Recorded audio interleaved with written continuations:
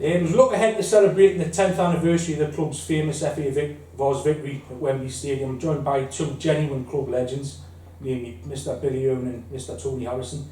If you know anything about Dunstan, these two need no introduction. For those who don't, Billy Irwin joined Dunstan as a player in 1998.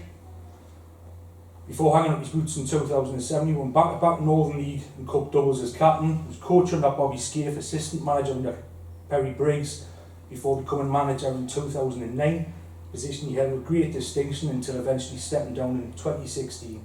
He's still heavily involved with the club now as part of a well-respected committee. From 2009 to 2016, Tony Harrison was his assistant. The pair having both been at Durham City together.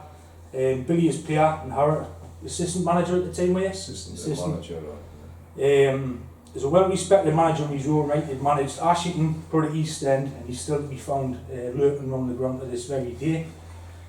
On the 13th of May 2012, on a sunny day at Wembley Stadium, the pair led Dunstan to an FA Vase victory, the greatest day in the club's history. So on Saturday the 14th of May 2022, we'll be celebrating the 10th year anniversary of that proud moment. It was a fight that they find themselves reunited once again in the dugout. Whitley Bay's side comprised the players from the squads who famously won the competition 3 years running under Ian Chandler. Proceeds of the gate will be going to St Oswald's Hospice. Lads, we'll look back at the day where you got to the final, 13th of May 2012. All your preparations done, your build up, the hype of the game. Referee's just about to blow his whistle. What went through your head? Time to rest. I think, like you said, all the preparation was done, the build-up. I think it was 6 weeks, after we won the semi-final. I knew that we were going. We were still going for the league. It was us spending in West, between the freeway. There wasn't many points between the freeway. So I had that on my mind, so I really couldn't think about the cup final. But once it started, it was a case, obviously, like any manager, you zoom in what happens on the pitch and try to get that win. And then after that, it's in the lap of the gods, like hopefully your players turn up and perform, which every one of them did. How did you get your head around? That must have been like the pinnacle of your career, like getting to Wembley Stadium. Like, how did you get your head around that? Did you sort of switch off from it, or do you take it in by the occasion? You can't switch off from it, even when you're asleep. You're still thinking about it. People say, oh, you need to chill out a bit, but you can't. You try and tell the players to concentrate on the league, you just can't. It's like, it's every schoolboy's dream to go and play at Wembley and to manage it. It's like what you watch on the telly. You think you can do it, but you never really think you'll achieve it, but just what schoolboy dreams are made of. For yourself, Harry? I hope we performed on the day. We didn't let ourselves down. But above all, I just wanted to win. You just got to win. Definitely at Wembley, you've got to win. It's great to get there, but you need to win. The week leading up to it, or the few weeks leading up to it, would have been like nothing else you would have experienced before. There would have been a load of media hype about the game, going to Wembley, getting suited up, planning everything for it. What was that like in that week? Hectic.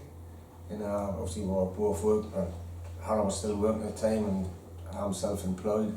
I may as well have just threw my van in the river, and the amount of stuff I had to do, but I wouldn't change it for the world, It was full on, but just a great experience for me and Hannah. And if it was a great experience for me and him, what must have been like for the players now? They're going to be walking out and playing in the cup final at Wembley.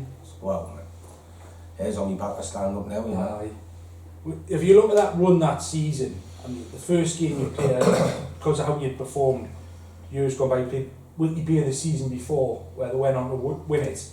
The season after, obviously, won it. You started out with the first game with a 12-1 win. What do you remember about that run? First game, Kieran Wells still plays in the league now. I think he's at Frickley. Yeah. Ginger kid stood on the halfway line playing for Blackwell Miners and said, I can score from here. Well, he might have done. I don't think he did, because we got 12 and they only got 1. So I think we'll put them in that place that day. But they're saying that after that he's had a canny bit career, still playing now.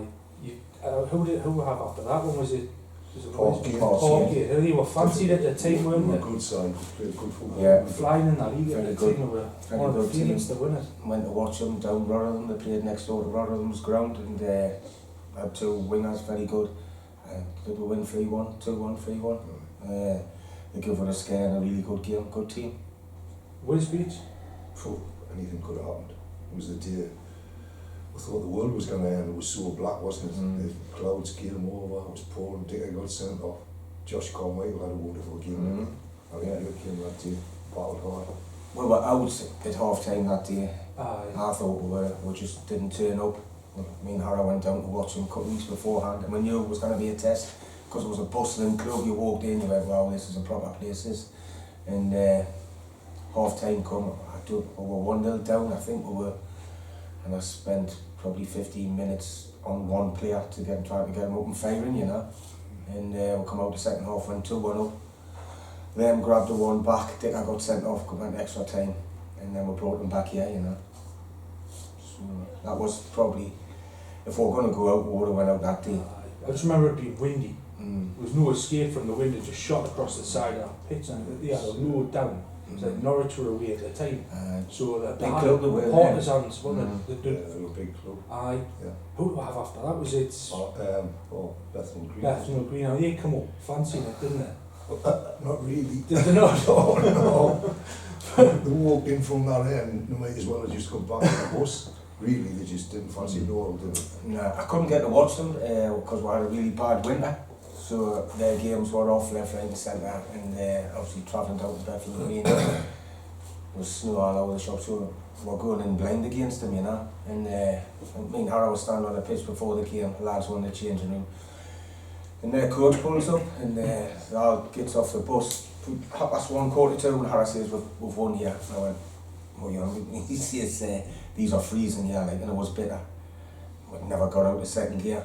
I don't know how they got that far in the competition, to be honest. They must have beat some crap to get that far, because every team in the non-league were better than that team we played that day. Definitely. Game after that was Peterborough Northern Star, which I watched back the highlights the other day when we were putting all this together, and you forget how good of a game it was. I mean, they've gone on and pushed up through the league since, but they were a really difficult side from what I can remember. What are your recollections of that one? Very, very hard game. Harder than we thought it was going to be. I mean, I certainly didn't get to see them play. Did you go on? Yeah, I went Ballinstock a couple of weeks beforehand, and it was just like walking into a park game, you know.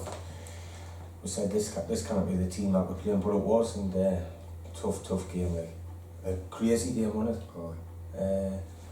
Extra time, I think. Yeah, you turned on the business and asked us one part of the game what to score. It was that crazy the game.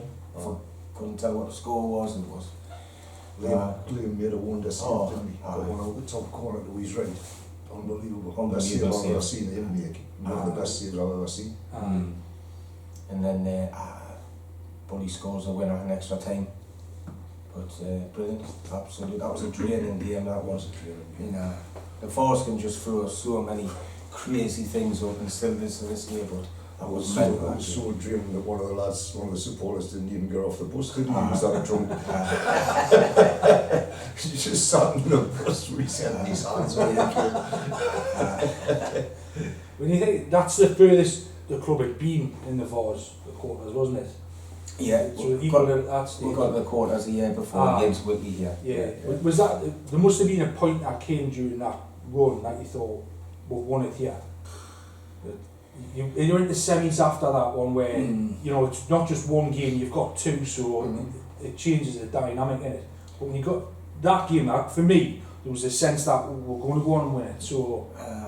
Well, really, from my point of view, you want your quarter-final to be at home because you know you've got two chances in the semi. You've got the two-legger, so if you're going to be good enough, if you're a good team, you've got to take your chances over the two games, whereas quarter-final you want at home, so Peterborough away was a tough game, wasn't it? And then obviously the semis, would have fancied anybody in the semi over two matches.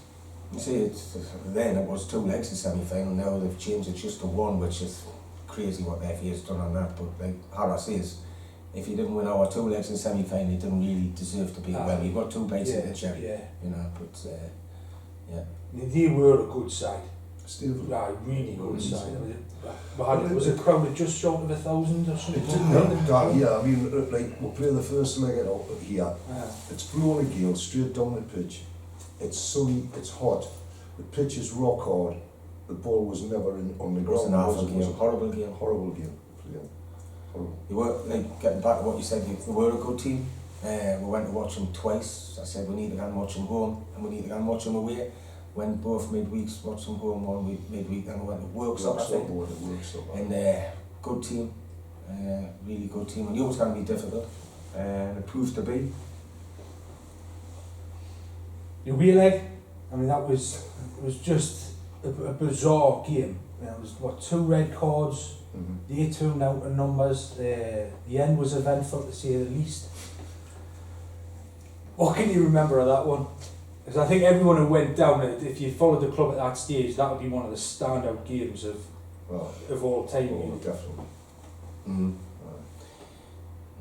I don't know where to start on this one, like Dan, but just incredible the whole day. First game, like I said, game was poor, really poor. Both sides, a lot of tension in the ground and all that.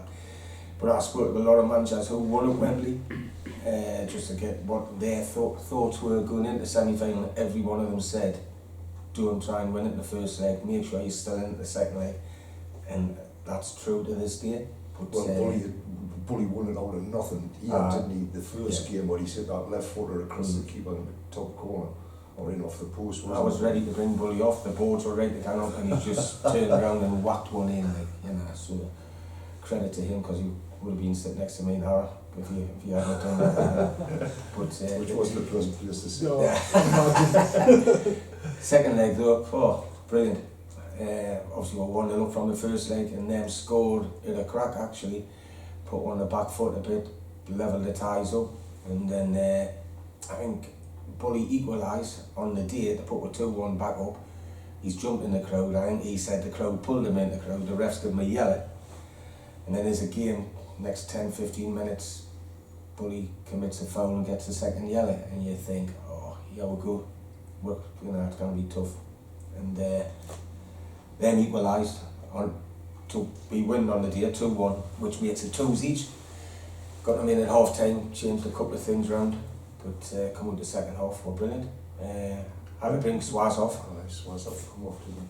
You know, he was injured. Obviously, so there's Swaz and Bully off, and then Kane and their centre forward jumps for a ball. This Kane cuts in, so Kane has to come. So there's 3 of me big hitters off. Their kid gets a red, and the rest is history. What happened after that, wasn't it? Okay. You know, shows he just, I think Tez plays it down the length, shows he cuts it across for God's hits it underneath the ball and then just incredible scenes, you know. Yeah. The Northern League, that if you look at the sides that had won it, the likes of ourselves, Whitley Bay, Noel Shields, Concert, Stockton's been in a final, more. I think Whitby had won it, hadn't they? Aye. Whitby won it, and then they went up. I'm sure Whitby won it. Yeah, Townlow got to the final. It's all over. It was Spenny. 10 sides Aye. got into Oh, the Bedlam final. semis won it. Bedlam got there. Did they get the final? Bedlam got beaten in the final, yeah. It's like 10 winners and 4 finalists out of the 20 yeah. finals. You know, I think 9 of them or 7 of them so have gone up to play at a much higher level. Yeah. The team was there a lot of resentment from other leagues as to how good the Northern League was because they weren't forced to take promotion. I don't know, really. Didn't care. It was up to them now. Okay. Wouldn't bother us. Didn't But bother. I think there was a little bit of, I wouldn't say jealousy, but how are them winning all the time? They should be growing up and stuff like that, but that was the rules, you know. Now you've got to get up, so. But the strength of the Northern League, it's been great over the years, you know. The side that were playing as part of their 10th year anniversary, Whitley Bay, you've had, you know, a long running rivalry with them. What games stand out with you when we've played Whitley Bay from memory? For the one when they beat us in the quarter final, he had 2-1. That's the one for me. The year before, wasn't it? Yeah, before that. Pretty brought his own. Yeah. Chowie put it on. Chowie scored. As he always You does. seem to pop up every single time. I thought we were the better team, to be honest. I think Charon I'll agree with that, you know. Well, I'd like to think he'll agree with it, but we lost Matt Yannon actually a couple of weeks before that as well, you know, with physio, and everything was one of the stuff for him, but great day it was, even though we got beat, but I think it held in good stead.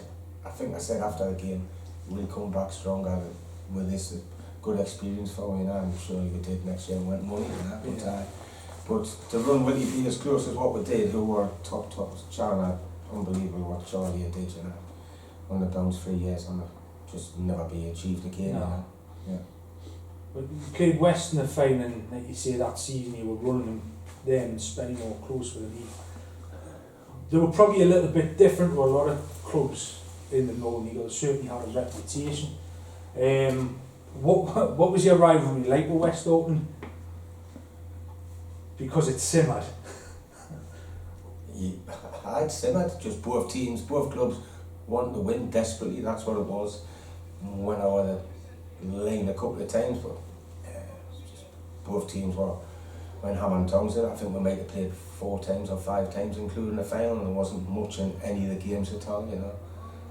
Maybe some most in the game was the final. I think we maybe should have scored 2 or 3 more, but 2 really good teams going together. But no, there was rivalry. I think everyone was hoping something was going to happen, you know, but no, we kept the lid on it. Going into that final with them, you'd obviously played them, you knew what that game was, you knew what you were going to expect from them.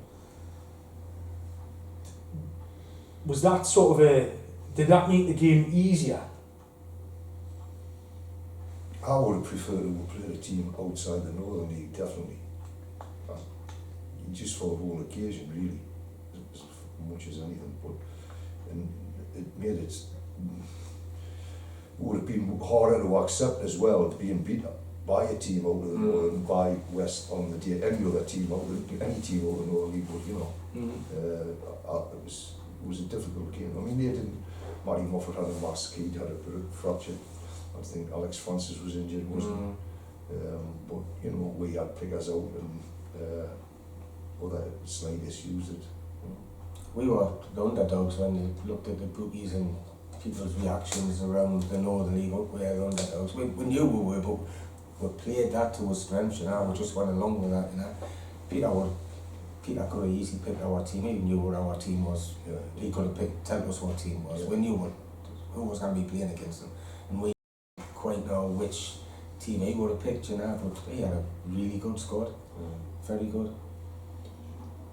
I thought we were comfortably the better team in the final, to be honest. You know, looking back on it, like Billy said before, we could have scored 2 or 3 more goals. It wouldn't really affect us. Okay, they had 1 or 2 chances. But Liam wasn't throwing himself all over the place. He played really well in the final. He looked a professional goalkeeper, but he didn't have saves to make.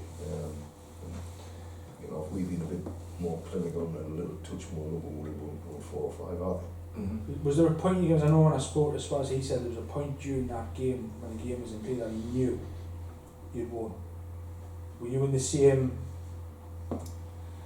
When the second one went in, I wouldn't say I relaxed. I think we closed the game out a bit. Then we brought Bully off and put Craigsy on. Am I right? Craigsy came on. And then we took God's off to put Preeny on, just, you know, fresh legs and that. And then I thought we'd won it then, being 2-0 up, you know, 15-10 again, and we're creating chance after chance, you know. But you never know, you're going to win it, that ref blows the final whistle. That's it. And then that's it, you know. Good old Roger. From after the game, that's, you know, you've won it. What was it like afterwards for those who weren't there? Straight after? Or for weeks after? For weeks after. Weeks after. And months, I think, Yeah. just unbelievable scenes, you know. Just to deal with that group of players in committee, who just unbelievable, you know. It's no words can describe. You've actually got to go through it to know what it's like. And I was used to watch teams who won the Vase, think, oh, it must be unbelievable. And to do it, it's just like brilliant. It's just up there with the best. You cannot beat it, can you? Right. Playing win the cup final at Wembley. There's nothing else in football that'll be better than that. You know. Then carrying it bars around in a carrier bag and they're hidden bars and grades and getting photos. But you got it now, got the bars. You're trying to take the Ramsons on that. Yeah, Tesco's carrier. He's got the force with you the day, lads. He's got a float. Well, just under a fortnight from today, you'll be celebrating the 10th anniversary of that game. What are your thoughts going into that one, Billy? Really looking forward to it. It just started off, or should we get together and, I don't know, have a drink. There was talk we were going abroad because we stayed straight after the Vase, when we won the Vase, went to Magaluf, the whole lot of it. And there was talk of that, but that didn't materialise. And then I think I mentioned it to someone, and then that we'll play like a charity game, get all the lads to play and stuff like that. And I think it was Preeny who mentioned, like, why not play Whitley Bay? You know, they've won it 3 times. And it's went from there and it's snowballed, you know, and it's there's a lot of stuff gonna be going on, and we've got a lot of people involved. Really, really looking forward to it. Just to get, basically, it's, I know all the players are gonna be together, but I just want the committee to mingle with them players again, you know. The committee aren't getting any younger. They weren't young then. We're talking 10 years down the line, yeah, you know. Sadly, Fred's passed away, so, you know, but just to see them, the lads love the committee. We're just one big family, and really looking forward to the day. And obviously it's for a good cause as well, to make some money for charity.